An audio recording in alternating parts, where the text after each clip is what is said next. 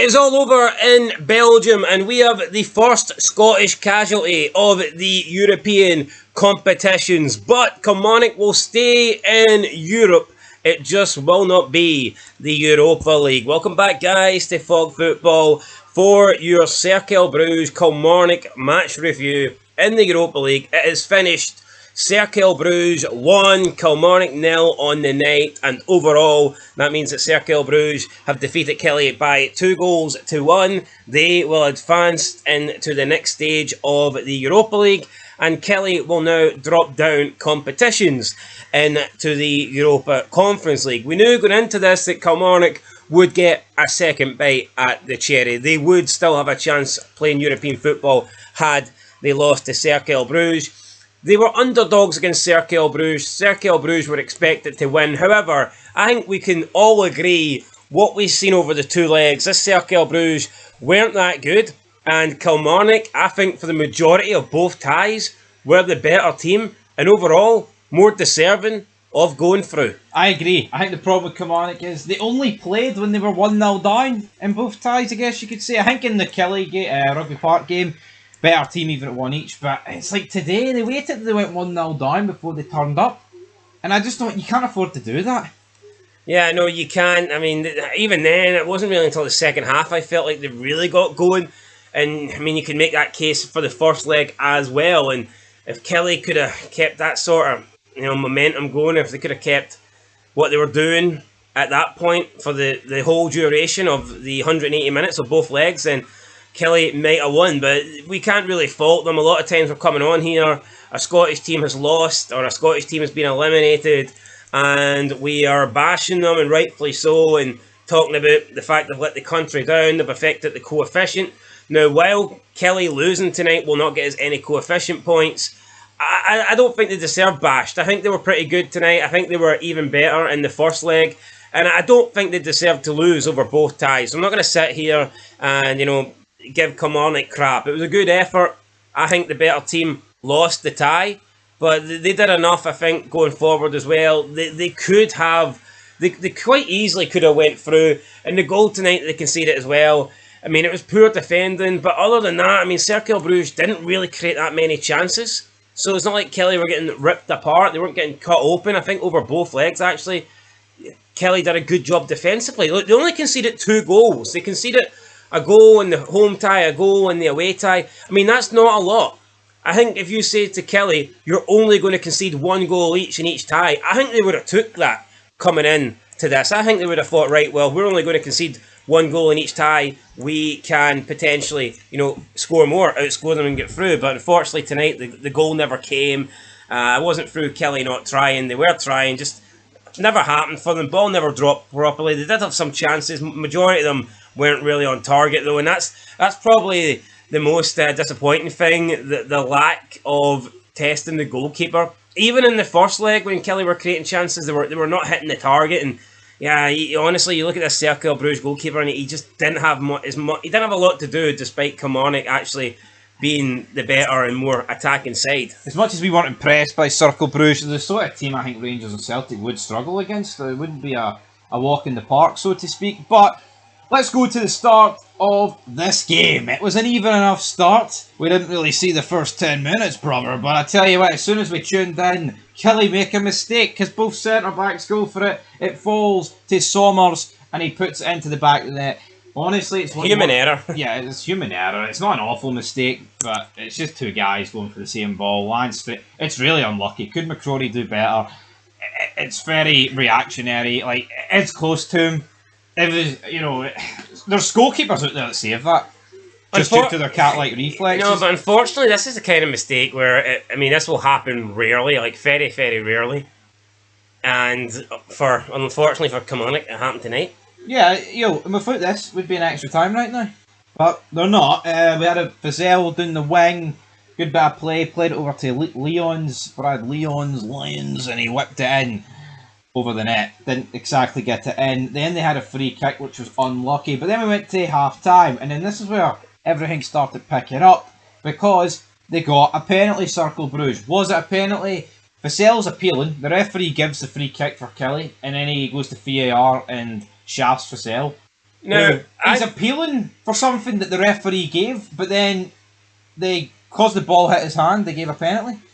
That's not right to me. It's not right, but I mean, is there a lesson to be learned here? If you're a player, just keep your arms down. Yes. But I know the natural thing is to appeal a decision if you think it should go your way and put your hands up, but that ended up costing Kilmarnock here. Now, I think if the referee has got a brain cell, he will turn round and say, look, he's appealing a decision that I actually agreed with and I actually gave, so therefore, why would I overturn my decision to give a handball for the decision that he's appealing?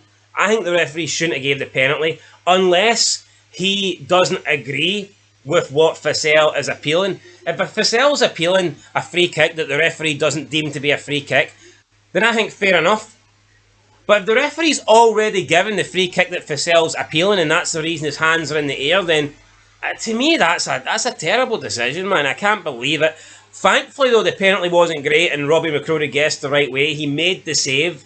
And at this point, I felt he had there's something, I felt like something was in the air. I felt like Killie were going to come back because at 2-0, even though I thought Killie were the better side at this point, I wouldn't expect them to come back for 2-0 away from home against Cercle Brugge, who could hit on the counter. A good team. You know, so at 2-0, you're pretty much accepting that the game's getting away from them. But when McCrory saves that, you are getting excited and you're beginning to think, well, hold on, there's still enough time left in this game. That will give Kilmarnock a boost. And while it did, it's like, I mean, they created half chances, but there was nothing really clear cut.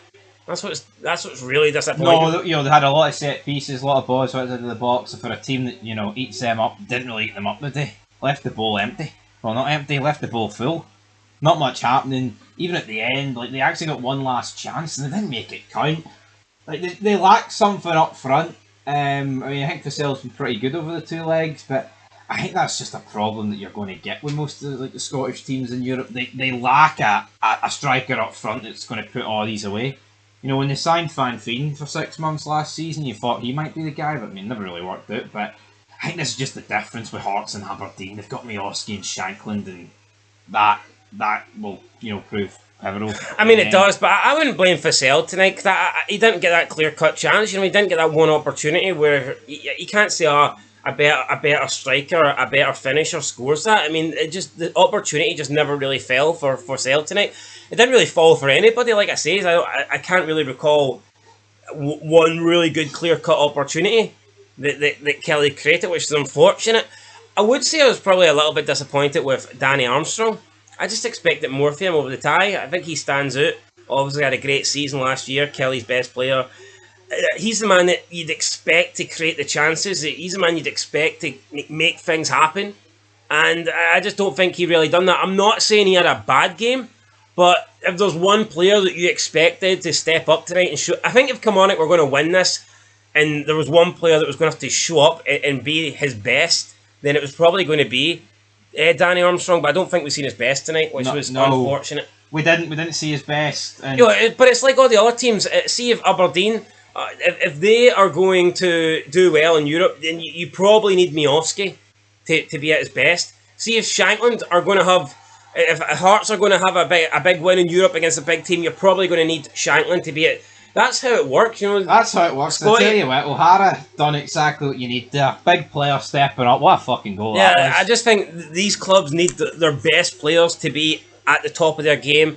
And Danny Armstrong, for me, was a little bit below that tonight. Look, it finished 1-0. Cercle Brugge advanced. Killie, they drop into the Europa Conference League. But I've got confidence that they can at least get into the playoff round in that. However, I truly do believe that the Europa League was opening up for them. I thought the next tie was winnable for Kilmarnock, and it's just a shame because had they got to the Europa League playoffs and lost that, then you're guaranteed European Conference League group stage football. So, or even if they got past tonight, they would have been guaranteed Europa Conference League playoff football at the bare minimum. So Killie are now going to have to win 2 ties in a row to get into the group stages, and the same applies for St Mirren, who are 3-0 up in aggregate right now. So, look, things are good. I think if you said to us, heading into this stage, look, you're going to have St Mirren, they're going to get into the next round. Killie's, obviously, they were going to guaranteed being there, but I mean, I think we're in a good place right now. Good place. I mean, you would never take a defeat, but if you asked us here, Killie's going to lose 2-1 to Cercle Brugge, I wouldn't have took it, but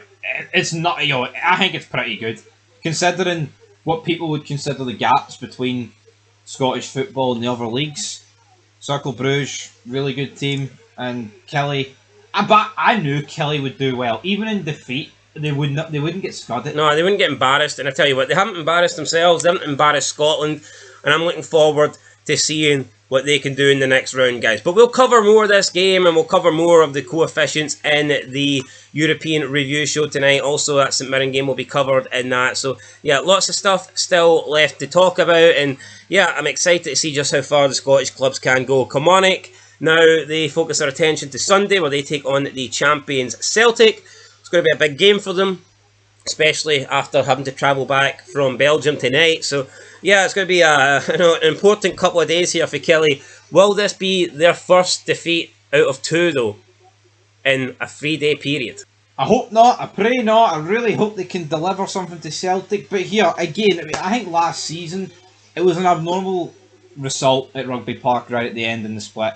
But the way Celtic have been playing in pre-season, you know, you would do well to bet against them. But Killie have impressed me. If they can cut out their mistakes, I absolutely think they can get a result. But yeah, on the naked eye, it does look like they're beginning the 2 defeats. But hopefully for Killie, and for my sake, it's not. Alright guys, there you go. You can catch us during the weekend. We will have all the action from the Scottish League. So yeah, looking forward to it. The season begins. But European football season for Scotland's began pretty well too. So yeah, looking forward to it, guys. Catch you in the next one. Peace.